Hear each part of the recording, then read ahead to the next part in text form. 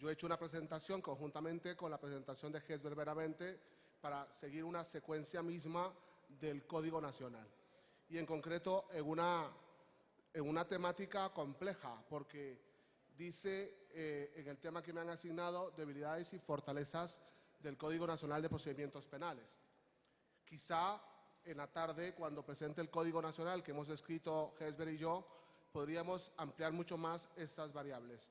Pero sí es muy importante darnos cuenta de cosas que podrían estar muy bien y de cosas que están muy mal y que es importante que ustedes las conozcan de previo cuando entre en vigencia el Código Nacional de Procedimientos Penales para Jalisco en concreto. Si estuviera la presentación, creo que no. Bien, no perdamos tiempo. Y ahorita don Francisco Jiménez ha hablado de la justicia alternativa. Y Gesber terminaba su exposición planteando un asunto que era bastante importante, sosteniendo una misma estadística que se ha manejado no solamente a nivel mexicano, sino a nivel latinoamericano y para Europa, que es cómo la justicia alternativa nos ocupa el 95 o más de porcentaje que los juicios orales. Pero aquí tenemos que ver cosas variables o variables importantes. Por ejemplo, México introduce en la Constitución desde 1917, no en la reforma del 2008, sino desde 1917, y lógicamente con una fuerza especial en el Código de Procedimientos Penales, México introduce lo que podríamos llamar las audiencias más importantes del proceso acusatorio, que no son audiencias propias del proceso acusatorio. Y por eso, por lo menos mi primer libro que escribí para México, se habló del sistema acusatorio en el proceso acusatorio mexicano. ¿Por qué? Porque México tiene un sistema acusatorio muy particular. Esto me parece que es muy importante. Y creo que los que redactaron el Código Nacional tenían que darse cuenta de que México estaba introduciendo un sistema acusatorio que es muy propio. Es decir, yo como costarricense o Gesber Benavente como peruano o la maestra Pilar Gómez Pavón como española, cuando estamos hablando del sistema para México tenemos que verlo con cierto respeto. ¿Por qué? Porque México hoy nos está enseñando sistema acusatorio a todo el mundo. Esto es muy importante. Y creo que tenemos que verlo con ese optimismo de que el proceso, si lo queremos copiar, por ejemplo, equivocadamente de Chile, es muy posible que cometamos los errores que ha cometido Chihuahua. Y si nosotros empezamos a aprender el sistema de Costa Rica, que siendo yo juez durante 20 años en Costa Rica, no puedo enseñarles absolutamente nada, porque el sistema costarricense no es modelo para el sistema mexicano. Esto es importante. Entonces, la primera pregunta que tendríamos que hacernos es, ¿cuál sería la razón de fracaso? Si pudiéramos hablar de un fracaso en los últimos 10 años del sistema acusatorio, copiar. La razón de fracaso, copiar. Y en la otra, inventar cosas que se salen de la realidad del modelo mexicano. ¿Por qué? Porque al haberlo copiado, quizá no lo copiamos con sentido o con el sentido crítico con que tendríamos que haberlo hecho. Esto, vean que lo está diciendo un extranjero. Y eso es muy importante, no lo está diciendo un mexicano. Cuidado México, copias y copias mal como vienes haciéndolo durante 10 años. Punto 1. Cuando nosotros vemos los problemas de la forma, voy a centrarme en dos problemas importantes que consideró inicialmente Gesber Benavente, el problema del formalismo innecesario y el problema epistémico del sistema para México. Cuando nosotros vemos la desformalización, el tema de las formas, nos damos cuenta primero que tenemos una que no se ve, que es la existencia de un juez que manda. Pero nosotros vemos en nuestras audiencias hoy una encargada de sala que es la mandona de la audiencia de juicio. ¿Por qué inventamos la mandona? Porque creo que los jueces todavía no logramos superar la necesidad de tener una nana que nos cuide a lo largo de todos nuestros años de jueces. Y queremos que la nana nos lo haga todo. Hoy a los jueces mexicanos se les redactan sus sentencias. Y queremos que en el juicio oral también se nos redacten las sentencias. Cuando resulta que el artículo 53 ha dicho que la única autoridad de las audiencias es el órgano jurisdiccional. Pero veamos el punto. ¿Por qué una audiencia? Es impresionante que no se dan cuenta que hay una conferencia. Pero es parte de lo que pasa en el sistema acusatorio. Unos no se enteran y la mayoría no se enteran. Pero no se preocupen. Entonces, uno de los problemas importantes es decir, José Daniel, ¿por qué una audiencia, por ejemplo, cuando Hesber y yo enseñamos audiencias orales, ¿por qué una audiencia de control de detención dura 5 minutos y una audiencia de vinculación a proceso dura 15 y una audiencia intermedia dura otros 15 minutos? ¿Por qué es tan sencillo hablar del sistema mexicano y sin embargo la realidad de Chihuahua o la realidad de la mayoría de las entidades que han ingresado duran 1 hora y media, 2 horas, 3 y media? Pensemos la primera.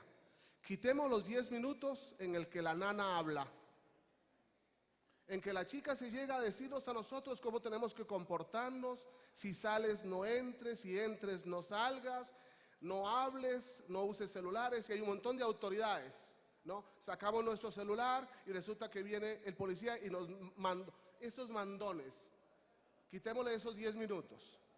Segundo, el artículo 54 dice clarísimamente que el Código Nacional que todas las partes antes de una audiencia se presentan ante el personal auxiliar y que el personal auxiliar es el que los identifica. Nosotros no llegamos, los jueces, y por lo menos se los digo en 20 años, yo no llego a identificar partes. Yo no vengo a hacer la pantomima que hemos hecho ahora y que estamos enseñándole a los alumnos de las universidades. Cuando el alumno coge el carnet y dice, tengo adelante al abogado defensor y tengo el carnet cuya fotografía se parece a sus expresiones físicas. No sean brutos. Y resulta que no hay audiencia que no dure más de 40 o 50 minutos solo en la identificación de las personas que están presentes, cuando a los jueces no nos toca resolver el problema de la identificación de las personas. Ustedes tienen que soportar llegar media hora o 45 minutos antes a la audiencia para que la gente los meta en una burocracia insoportable, para que además, cuando lleguen a la audiencia, el juez termine identificándolos de nuevo. Es absurdo. Y entonces, si nosotros le quitamos los 10 minutos de la nana, más los 50 minutos de un juez que va tomando por escrito las identificaciones de las partes, ya tenemos 1 hora 10 de sobra para nuestras audiencias. Y entonces, lo que yo como juez durante 20 años resuelvo en 15 minutos, si me quitas a la nana y si me quitas la identificación de las partes, lo puedo resolver en México. Entonces, ya tenemos una respuesta importante desde el punto de vista de la desformalización del sistema. Veamos cómo el imputado asistirá a la audiencia libre en su persona. ¿Qué fue lo primero que hizo el Estado de México? Hacer unas islas donde los metió a todos. Detrás de una ventana trató de hacer la libertad. Están libres pero presos. Vean cómo caemos en el error del formalismo y me han dicho que Guadalajara tiene el problema de cómo es posible que no podamos hacer nuestras salas con esa maldita isla que ya nos estaba gustando. Porque resulta que nuestros capacitadores han sido los jueces del Estado de México y nos han enseñado la maldita isla. Vean cómo copiamos estupideces y queremos un sistema eficaz con un montón de estupideces copiadas, cuando resulta que el código es mucho más sencillo de la sencillez propia de las audiencias. El artículo 68, nos va a decir, el 61, perdón, que las audiencias serán registradas por cualquier medio tecnológico que se tenga a disposición. Señores, a mí me da mucha pena encontrarme que el sujeto procesal más importante de México es el técnico en videograbación. Están los jueces, está el fiscal, está el imputado, están los testigos, está la abuela, está la tía, está todos. Y si no llega el encargado de videograbación, no se empieza la audiencia. O empieza la audiencia y se va la luz y entonces no se sigue con la audiencia aunque hay luz dentro del despacho. O falta un disco, como decía Hesber, y se termina la audiencia porque no hay videograbación. Cuando resulta que, ¿qué ocurre en cualquier país del mundo, incluido Italia? Cuando se va a la videograbación, que no hay videograbación, se enciende una grabadora de baterías para que sigamos. Porque no se puede atrasar la administración de justicia porque falta videograbación. Artículo 61. Vean que no estoy diciendo cosas de mi país, estoy diciendo cosas importantes del sistema de justicia del Código Nacional. En la siguiente, en el artículo 68, veamos cómo el Código Nacional nos va a decir, señores, dejémonos ya de decisiones complejas y vámonos a decisiones congruentes con la petición que evite formulismos innecesarios. Por ejemplo, un formulismo innecesario. Entra el juez y dicta 10 páginas de por qué es competente. ¿Se alegó la incompetencia por parte del juez? No. Entonces, ¿por qué tiene que citar tesis aisladas y tesis jurisprudenciales para decir que es competente cuando resulta que nadie ha alegado su competencia o su incompetencia? O sea, un juez resolviendo o curándose en salud o diciendo, ¿no?, lo que no tiene por qué decir. Y entonces, claro, las sentencias llevan páginas y páginas de paja, citando tesis aisladas y jurisprudenciales que no tienen absolutamente nada que ver, pero el juez, por problemas de personalidad jurídica, tiene que sentirse con la fuerza de decir mucho a través de lo que dijeron otros, porque no sabe decir lo propio. Y entonces, cuando uno se lee una sentencia de 100, 200 y 300 páginas, se dan cuenta que se queda con 5 reglones dichos por el juez y lo demás son sumandos o agregados. Y el artículo 68 nos dice, jueces, eviten formulismos innecesarios, vayamos a lo congruente, a lo que te han pedido. ¿Qué te pidieron? Resuelve. La siguiente. En las audiencias se presume la actuación legal. No es necesario invocar los preceptos legales. Qué interesante esto. Hoy ustedes van a una audiencia y entonces el juez le dice al imputado, imputado, de conformidad con el artículo tal en relación con el artículo tal de la Constitución Política y el artículo tal de la Convención Americana de Derechos Humanos, en relación con el artículo tal del Código Nacional, usted tiene derecho a un defensor. ¿El señor que usted está a la par suya es su defensor? Sí. ¿Y usted quiere que sea su defensor? Sí. ¿Y usted quiere que lo defienda en esta audiencia? Sí. Lleva 5 minutos de paja estúpida. Pero además ha citado un montón de normas que el imputado no entendió para nada. Cuando resulta que lo mínimo que puede decir el juez es, veo que tienes un defensor, ¿usted está de acuerdo con él? Sí, gracias, sigamos. 1 minuto, 2 segundos, 3 segundos. Es muy importante esto, y perdón que me burle, tengo 20 años de juez, para que nos demos cuenta de que cuidado, que las cosas están durando simplemente porque hemos sumado estupideces. Y estamos sumando normas y normas y normas y normas cuando las partes no entienden lo que dicen las normas. Al colmo de que llegamos a pedirle al juez, de conformidad con el artículo tal en relación con el tal, pido copia del vídeo de la audiencia.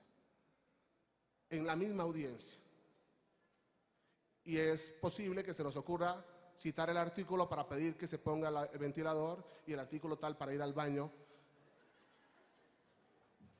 Y que el juez nos diga, bueno, hay un artículo para ir a miar y otro para cagar, pero... Y no citarse el artículo debido y entonces, por tanto, pues puede decir 5 minutos y no 20 horas porque no pediste. ¡Cuidado! Y es muy importante darnos cuenta de esta realidad, que vean que la estoy citando con la norma, es decir, son formalismos que hemos creado nosotros como jueces en México, pero que no los está creando la ley. La ley es muy sencilla y lo está en el Código Nacional. La siguiente. Los actos ejecutados con inobservancia de las formalidades podrán ser saneados. Qué interesante esto. ¿Qué pasó si la policía hizo un cateo junto con el Ministerio Público, levantaron un acta circunstancial y no firmaron? Pues llámenos a firmar. No es nulo, no es nulo, ahí están, llámenos a firmar. Los actos, ¿y qué pasa? Por ejemplo, pasaba mucho en Durango, que el juez no admitía la prueba porque no venía acompañada de las actas de cadena de custodia. Pues dile que las presenten. No las tienen. Bueno, entonces traiga a los policías para que declaren en juicio y suplan las cadenas de custodia. Es muy interesante esto, darnos cuenta de que todos los defectos se pueden sanear porque el juicio oral, si es que fuimos a juicio, sanea con la presencia de las partes aquellas faltas de formalismos que no se cumplieron. ¿Por qué no se cumplieron? No por maldad, porque si fuera por maldad tendrían sus formas de declararlo nulo por ilícito. Y finalmente, la siguiente, cuando el proceso continúa su curso, se sanean y convalidan los actos por defectos formales. La convalidación. Vean qué interesante que conste que me van a faltar las partes epistémicas porque se me fueron los 20 minutos. Pero vea qué interesante cuando el colegiado de Chiapas le dice a los jueces de Chiapas que la sentencia es nula o que se declara para efectos el amparo porque se le explicó al imputado pero no se leyó literalmente. Una forma que atrasa el proceso de sentencia. Vea qué triste cuando el Tribunal de Yucatán resuelve que como en la Constitución política no aparece ninguna norma en la que diga que la defensa puede investigar, si la defensa investigó y propuso prueba en contra del Ministerio Público, asumió una atribución que no le corresponde y por tanto es nula. Qué pena, cuando resulta que los errores se pueden sanear o se convalidan cuando a las partes no le interesan. Por ejemplo, cuando nosotros presentamos un amparo por X, Y, Z, ¿qué es lo que van a hacer los jueces? Buscar una nulidad y van a declarar el amparo para efectos y no le va a importar. Perdón, juez, yo no alegué lo que es materia de amparo para efectos. ¿Por qué me vas a declarar nula la sentencia si a mí me interesa otra cosa? Convalida lo que a mí no me interesó. No. Tenemos el mandato de buscar violaciones que no existen por un error en la interpretación del principio pro persona y estamos dejando a las partes sin una recta administración de justicia. Me encargaré, si les parece después, sobre las preguntas, explicar los errores epistémicos que son más graves que los errores de forma en el sistema de justicia penal en el Código Nacional. Muchas gracias y escucho las preguntas que tengan.